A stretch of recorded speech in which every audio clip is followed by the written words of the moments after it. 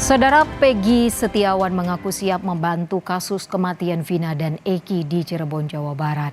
Peggy mengaku siap konfrontasi langsung dengan Aep yang mengaku sebagai saksi kunci dari kasus kematian Vina dan Eki.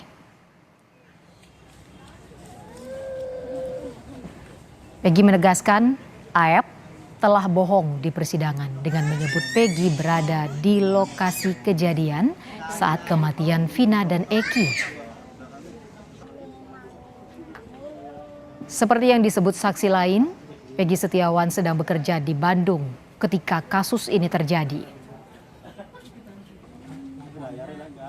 Peggy menegaskan tidak pernah mengenali Aep dan tidak pernah bertemu Aep sejak 2016 lalu. Peggy akan berkoordinasi dengan kuasa hukum terkait kesiapannya untuk membongkar kasus ini. Nanti didatangin sama polisi, kemudian ada AF di situ, dikonfrontasi. Berani Mas untuk menemuin itu dan berani membongkar itu semua? Ya, berani sih kalau misalkan saya mau ngomongnya apa adanya setahu saya gitu.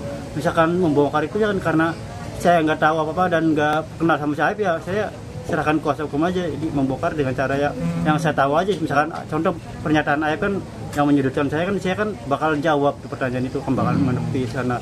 Memang saya kan tidak kenal AF, saya tidak sama sekali terlibat dalam kasus ini gitu apalah yang dituduhkan seperti yang AF kan, jadi seperti itu aja. Kalimat yang AF bilangkan waktu itu, iya saya melihat dengan jarak 100 meter ada Peggy depan SMP 11.